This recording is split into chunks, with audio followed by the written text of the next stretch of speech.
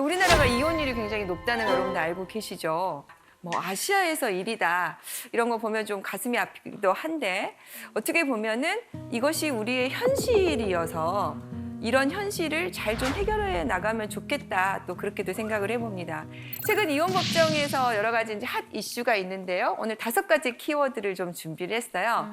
2020년 신문사에서 설문조사를 했는데 기혼 남성의 41.3%가 외도를 한 경험이 있다라고 얘기를 하고 여성의 경우에도 24.4% 정도가 그런 경험이 있다고 얘기를 했어요. 그러면은 기혼자 중에서 3명 중에 1명 정도는 외도를 한 경험이 있다 이렇게 볼 수 있는데 사실은 이제 이 외도 문제가 갈수록 진짜 많은가 봐요. 그래서 뭐 인터넷 카페 같은 데서 이런 것들을 얘기하는 것들이 굉장히 많이 만들어지고 있다는 뉴스 들어보셨을 거예요. 거기에 화제가 된 은어들이 좀 있더라고요. 오늘 초성 퀴즈를 마련해 봤는데 한번 맞춰보실까요? 자, 이건 무슨 뜻일까요? 감시. 감시 떴다 피해라 막 이럴 때 쓰는. 네. 검사. 휴대폰 검사? 오늘 검사 당했다? 검사 당했어. 네. 또 이건 뭘까요? 기역, 니은, 미음, 이응. 네. 뭐야? 겁나 미워.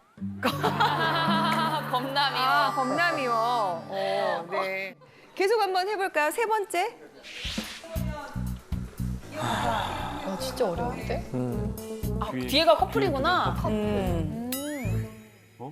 구구 커플. 구구는 뭐예요? 구구. 닭살 커플. 구구. 금기 커플? 금기 커플. 겁나 미워, 금기 커플. 네. 말 된다, 그죠? 겁나 미워, 금기 커플. 네. 마지막, 대망의 4번째입니다. 지지리. 지지리. 네. 그죠? 찌질이. 찌질이. 찌질이를 좀 이렇게 약하게 해서 지지리. 이거 정답을 한번 공개해 볼까요? 금지. 아, 이게 줄임말이구나. 네. 이혼 여성. 금지된 사람, 기혼 남성, 미혼 지남미요. 기혼 남성, 기혼 네. 이런 것들을 사용하면서 그 안에서 자기들끼리 서로 이렇게 정보를 공유를 한대요. 거기가 카페가 5만 명이 이상의 카페도 있다고요. 근데 그게 뭐 카페가 하나가 아니라 여러 가지가 되고 있다고 하니까요. 그런데 이 카페에 가입을 하려면 내가 불륜을 하고 있다는 것을 인증을 해야 돼. 정회원이 돼서 거기 들어가서 이렇게 은어를 가지고 대화를 나눌 수가 있는 거죠. 그만큼 교묘하게 어디 가면은 들키지 않고 만날 수 있느냐. 그다음에 내가 들킬 뻔했을 때 배우자에게 어떤 핑계를 대면 것이냐 이렇게 서로 이렇게 정보를 공유하고 있다고 합니다. 네. 치밀하다. 어떨 경우에 이건 좀 문제가 있다. 라고 생각이 드세요? 스킨십이라든지 뭐 깻잎 논쟁처럼 뭔가를 이렇게 주도적으로 뭐 이렇게 깻잎 뜯어주는 거. 네. 이제 사소한 그런 거에서 그렇게 좀 디테일하게 세심하게 나보다 더 많이 챙겨주면은 그게 좀 질투는 알 수 있죠. 질투구나. 외도는 아니고 질투. 그러니까 이게 내가 느끼는 마음의 불편함, 질투는 진짜 천차만별이죠. 근데 이제 이거를 거기에 넘어서서 외도로 볼 수 있느냐, 뭐 이런 거는 또 다른 문제일 것 같은데요. 단순히 이렇게 스킨십을 하거나 뭐 잠깐 어디 가서 밥을 같이 먹었다거나 이런 게 중요한 게 아니라 다른 사람을 사랑하는 마음을 가졌다. 그건 외도라고. 마음이 더 문제가 네. 될 수 있을 것 같다. 그게 네. 거의 다다. 네. 제가 볼 때. 네. 저도 비슷한 생각이에요. 그러니까 부부는 절대적인 신뢰 관계잖아요. 그러니까 신뢰가 깨지는 순간 이미 문제가 생기는 건데 외도라는 게 뭐 대단히 정말 아주 깊숙한 관계로 들어가서가 아니라 서로 간에 말하지 못하는 비밀이 생기는 순간, 그러니까 비밀스러운 네. 관계가 생기는 순간인 것 같아요. 정말 중요한 키워드가 나온 것 같아요. 비밀. 배우자에게 말할 수 없는 게 생기는 것부터가 문제다. 네. 그래서 화제가 된 키워드를 좀 준비를 했어요. 바로 정서적 외도. 좀 들어보셨나요? 정서적인 외도? 정서적 외도? 정서적 외도? 최근에 이제 오피스 와이프, 오피스 허즈번드 때문에 이혼이 더 늘어났다고 하고 비슷한 상담들이 좀 많이 있어요. 뭐 남사친, 여사친 이 경계를 이제 넘나드는 관계가 참 문제인데 실제로 제가 이제 상담을 한 케이스 중에 하나였는데요. 남편이 들어오질 않아서 음식물 쓰레기를 들고 나갔어요. 그런데 남편이 바로 밑에서 전화를 받고 있는 거예요. 아, 뭐 걱정하지 말아라. 아, 내가 내일 도와줄게. 괜찮아, 괜찮아. 잘 자. 나한테는 한 번도 그런 말 해준 적이 없는 남편인데. 그래서 이제 누구냐? 그랬더니 당신이 아는 그 사람 직장 동료 누군데? 에이?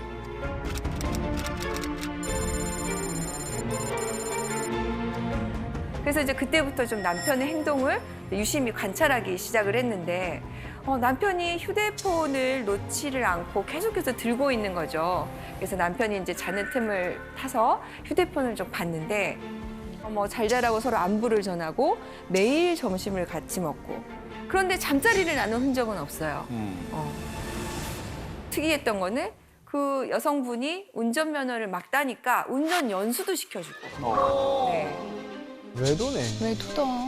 그래서 남편한테 이게 뭐냐 그랬더니 아 이런 거 가지고 왜 화를 내느냐 직장에서 친하게 지내다 보면 이 정도는 해줄 수 있지 아 그리고 나한테 좀 가르쳐 달라고 하길래 내가 좀 가르쳐 줬다 그리고 이분은 나하고만 이렇게 친하게 지내는 게 아니라 다른 사람하고 다 친하게 지내는 사람이다 근데 보니까 성격이 되게 좋아서 사실 좀 그런 것 같기도 해 그런데 우리 남편하고 너무 많은 대화를 나누는 거죠 그래서 부인이 여기에 대해서 이제 이런 관계를 좀 정리해달라. 이렇게 친하게 안 지냈으면 좋겠다고 요청을 했습니다. 그런데 남편의 반응은 오히려 화를 내면서 부인을 의부증으로 모는 거죠. 그래서 이혼 소송을 제기할까라고 이제 고민을 하고 상담을 오신 거였어. 자, 이렇게 이혼 청구를 한다면 이혼 사유가 될 수 있을까요? 이혼 사유가 될 것 같은데요. 네. 일단은 부부간의 신뢰가 조금 이렇게 서서히 깨지기 시작하는 그런 상황이어서 지속적인 어떤 부부 생활이 어려울 것 같아서 아마 이혼 사유가 됐다라고 저는 생각을 합니다. 네. 저도 사실은 이 코로나 전에는 매일 그 다른 여성과 점심을 먹었거든요. 네. 양희은 누님하고 저희 그 라디오가 끝나면 항상 점심시간이어서 근데 제가 양희은 누님 운전 연수를 해드리진 않아요. 아, 네. 제가 조직 생활은 안 해봤지만 조직에 생활하다 보면 뭐 그냥 친하게 지내는 관계가 될 수 있는데 그거를 성별로 구별을 하는 것도 참 애매할 것 같긴 해요. 네, 네. 근데 가장 중요한 포인트는 와이프가 몰랐다는 거죠. 네. 네. 만약에 정말 자연스럽게 동료 누가 나한테 연수시켜달래. 뭐 내가 돈을 받아야 되나? 이런 식으로 와이프랑 좀 편하게 얘기할 수 있는 거였다면 문제가 되는 관계가 아니었을 거예요. 네. 연수를 시켜줬다 하더라도. 근데 그걸 와이프가 모르게 했잖아요. 그러니까 그게 항상 문제가 되는 것 같아요. 말할 수 없는 관계가 생긴다는 거.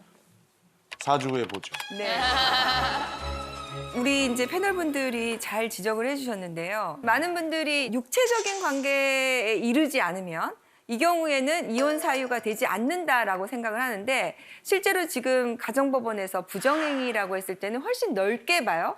그래서 야심한 시각에 갑자기 서로 하트를 주고받는다. 아무 말 없이. 네. 그리고 잘 자? 자고 있어? 이렇게 야심한 시각에 한다. 그러면 이것만으로도 넓게 봐서 부정행위다라고 지금 법원이 보고 있습니다. 서로 일을 돕다 보면 또 친밀한 관계가 되고 또 배우자하고 나눌 수 없는 얘기를 나눌 수 있는 관계가 또 되기도 하죠. 그런데 정말 중요한 문제는 배우자가 싫어할 것 같아서 얘기를 안 하다가 비밀이 생기기 시작하는 경우 결정적으로 배우자가 이 관계를 정리하라고 했는데 그거를 정리하지 못하는 경우 이건 이혼 사유가 될 수 있다고 생각을 합니다.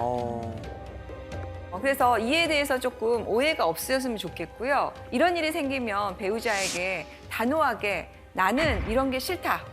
나는 이것을 안 했으면 좋겠다. 이 관계는 정리했으면 좋겠다라고 저는 얘기를 해주셨으면 좋겠습니다. 근데 이제 문제는 아까 제가 말씀드린 사례에서 휴대폰을 몰래 보는 게 문제예요. 그죠? 네, 많이들 알고 계시지만 배우자의 경우에도 비밀번호를 공유하지 않은 상태에서 들어가서 보는 것은 개인정보법 위반이고요. 비밀침해죄가 됩니다.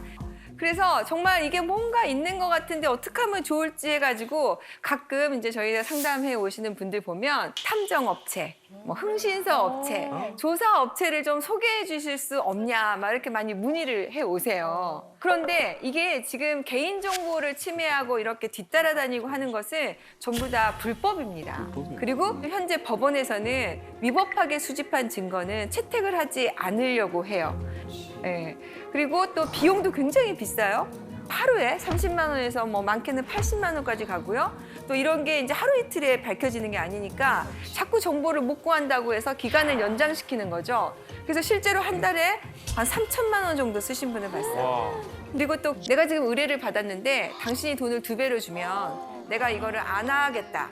라고 하는 거를 제가 실제로 상담 중에 그런 문자 받는 걸 봤거든요. 그래서 이쪽으로 괜히 좀 힘을 안 쓰셨으면 좋겠고요. 그러면은 어떻게 알게 되냐 이런 것들 고민하시거든요. 그렇죠. 그 배우자의 외도 징후를 찾아낼 수 있는 방법 네. 없을까요? 그러게요. 네.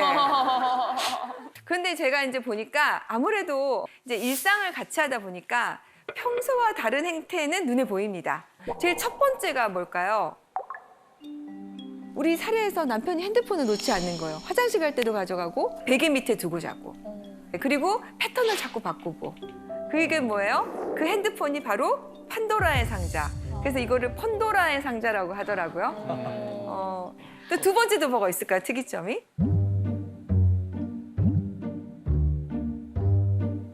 어디서 제일 많이 들킬까요? 차. 딩동댕. 네. 내비게이션 목적지 검색 이런 거. 네. 그래서 쭉 보면 어디를 다녀왔는지 알게 되죠. 차 얘기하니까요. 네. 블루투스로 통화를 하잖아요. 네네. 웬만한 제조사의 차들이 외부로 다 소리가 들립니다. 은밀하게 통화를 하다가 와이프가 지하주차장에서 쓱 지나가다 뭔 소리지 하고 딱 듣는 순간 모든 내용이 다 발설됩니다. 중계가 돼버리는 거죠. 네, 그러니까 이제 네. 지하주차장에서 특히나 울림이 많은 곳에서 이렇게 통화를 하실 때 블루투스를 좀 작게 해놓으시거나 안에서 이렇게 그냥 전화로 아니 이렇게 정보를 주시면 어떡해요. 네. 차 안에서 바로 핸드폰하고 연동이 되잖아요. 네네. 그럼 운전하는 중에 어떤 일이 발생하냐면 오는 문자 메시지나 SNS들이 이렇게 화면상에 나타나요. 잘못 누르면 음성으로 이렇게 문자를 읽어주거든요, 차에서. 그래서 이런 분들은 내비게이션을 안 쓴답니다. 네. 와. 근데 그런 얘기 있더라고요. 바람을 한 번도 안 피운 사람은 있어도 한 번만 피우는 사람은 없다고. 그러니까 습관적으로 계속 이렇게 외도를 하게 된다는 건데 아무래도 이렇게 사건 맡으시면 그런 사람들 실제로 보시잖아요. 그런 외도하는 사람들만의 공통점 같은 게 있을 것 같아요. 솔직히 말씀드리면 공통점은 참 찾기가 어려워요. 정말 안 할 것 같으신 분들, 정말 이런 분이 하실 것 같은 분들까지 있기 때문에 공통점은 어려운데 이제 이분들의 특징이라고 한다면 다른 사람에게 상처 주는 거에 대해서 굉장히 좀 무감각하다는 거. 그래서 오히려 본인이 큰 소리 치는 경우가 많다. 여러분들 그 유책 배우자 이혼 청구라고 들어보셨습니까? 쉽게 얘기하면 바람 피운 사람이 오히려 큰 소리 치면서 적반하장으로 이혼하자고 하는 거죠. 내가 들켰어요? 그러면은 배우자에게 미안하다고 해야 되는데 오히려 왜 다른 사람들은 가만히 있는데 너만 그러냐? 이 정도는 다 누구나 하는 거 아니냐? 내 친구들 다 물어봐도 다 괜찮은데 나만 지금 이렇게 산다라고 하면서 오히려 이혼 청구를 하는 경우가 있죠. 실제로 이제 사례를 이제 좀 소개를 해드리면.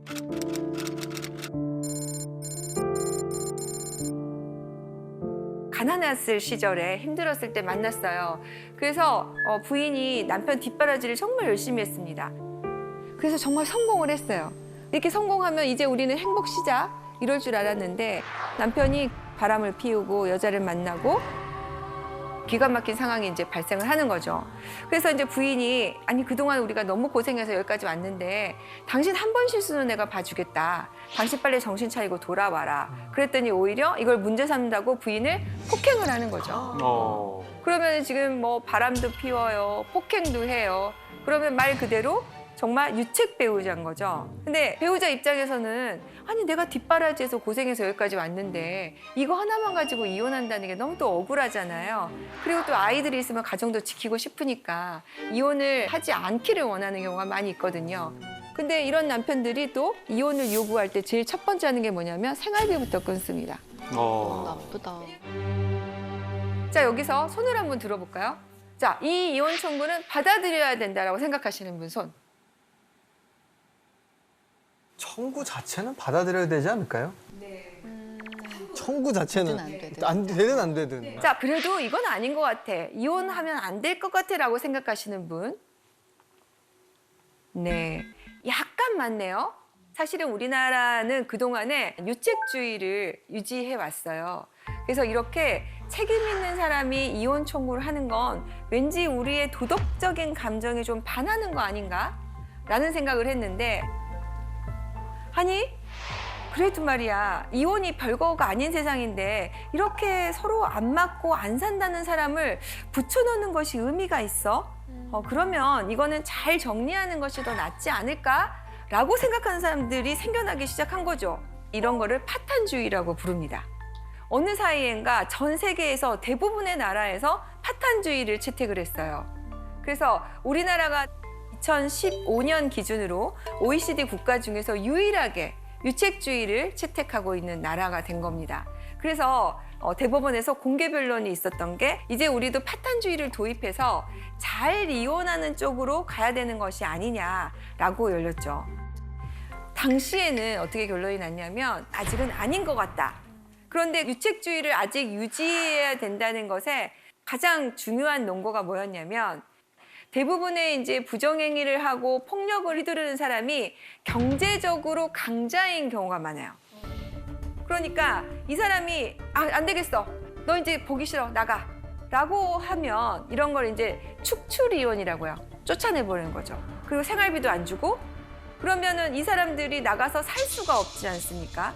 그래서 당시에는 유책 배우자의 행복 추구권과 그다음에 남아있는 배우자의 생존권과 어떤 것을 우선시할 것이냐 이렇게 해서 아직은 유책주의가 좀 필요하겠다. 특히 미성년 자녀가 있는 경우에는 이게 조금 필요하겠다라고 해서 7대 6으로 그 당시에 이제 유책주의를 유지하는 걸로 결론이 났어요. 그게 이제 2015년이니까 지금 벌써 2022년이잖아요. 이제 벌써 시간이 흐르면서 더 생각이 바뀌는 겁니다.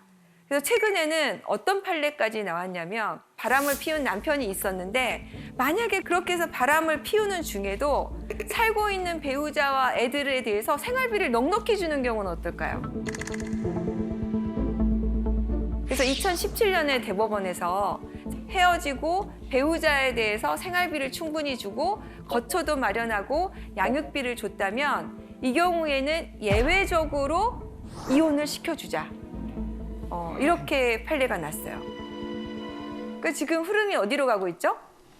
파탄주의로. 점점 파탄주의로 가고 있는 실정입니다. 그래서 앞으로는 우리가 이혼을 바라보고는 시점에서도 조금 더 지금 있는 삶을 잘 정리해서 앞으로 어떻게 살 것인가 라는 쪽으로 좀 가고 있는 것 같아요.